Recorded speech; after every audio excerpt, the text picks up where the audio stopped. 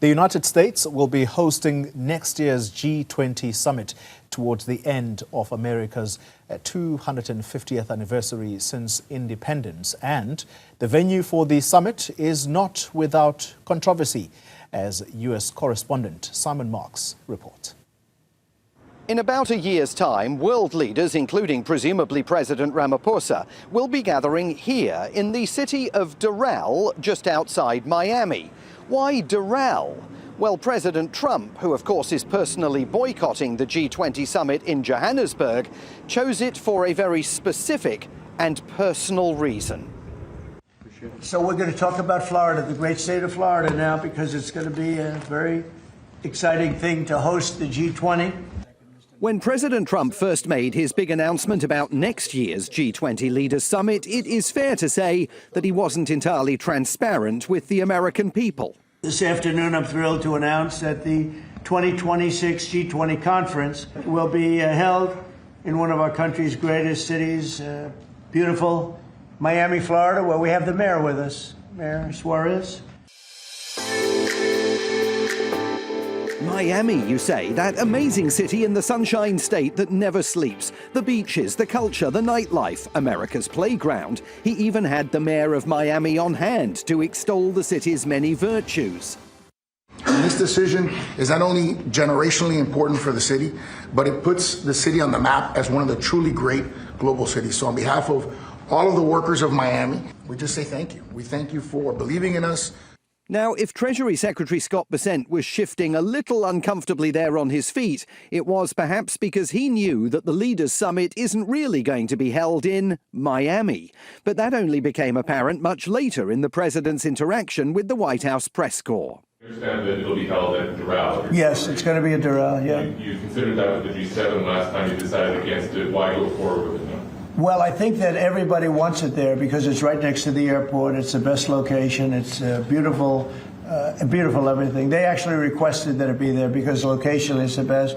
The president was referring there to his own golf club in the dormitory city of Doral, just outside downtown Miami. World leaders will be welcomed to Trump National, the resort that he owns, that his own sons manage, and the White House never offered any substantiation of his claim that the G20 requested that it should be held there. He was, however, quick to insist that he won't be cashing in as a result. We will not make any money on it. You know, we're doing a deal where it's not going to be money. There's no money in it. I just want it to go well. And it's going to be each country will have its own building. It'll be, I think it'll be really a beautiful thing. And Doral's been very, very successful, one of the most successful properties in the country.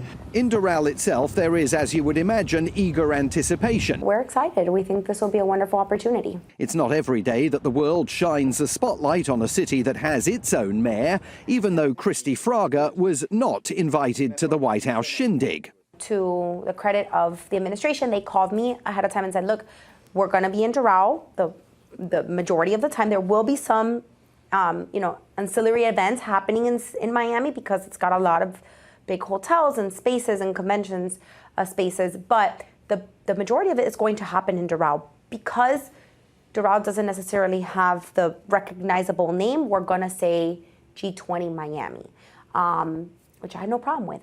But what about those claims by President Trump that neither he nor his family's business will make any money out of hosting the G20 summit?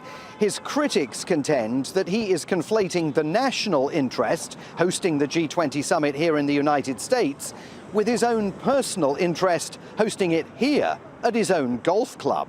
If the President of the United States goes to a major international conference, you want him focused on working with international leaders to advance what's in the interest of the American people, what is in the best interest of the world, not thinking about how to promote his business. Noah Bookbinder heads a watchdog that is investigating the site selection process for next year's Leaders Summit. It will be the biggest advertisement for that property that you could possibly organize. And there will be tremendous opportunity afterwards to say, this is a property that hosted the leaders of the world and can host your event too. It's the ultimate advertisement. Even if absolutely no money changes hands between the government and the Trump Organization, and that seems unlikely because the law requires the payment of some kind of fee, the golf club will still be benefiting greatly from the publicity associated with hosting the G20 leaders. It will also be able to trade off its association with the event for decades to come. Mayor Fraga, a Republican supportive of President Trump, insists concerns are unnecessary. It's all a storm in a teacup. I truly believe and completely anticipate that the administration has looked at all the legal avenues and making sure that they're doing things to the highest standards. I would have no doubt that they knew that they would be questioned and will do everything up to the highest ethical standards.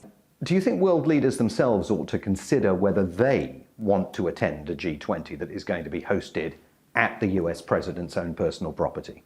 I think that it ought to bother world leaders that they are participating in what seems to be one giant ethics violation. And they shouldn't want to do that. With a year to go, world leaders have plenty of time to decide how comfortable they are gathering at President Trump's personal property. And the Trumps have plenty of time to get their golf resort ready for its moment in the international sun. Simon Marks, Newzroom Afrika, Channel 405 in Doral.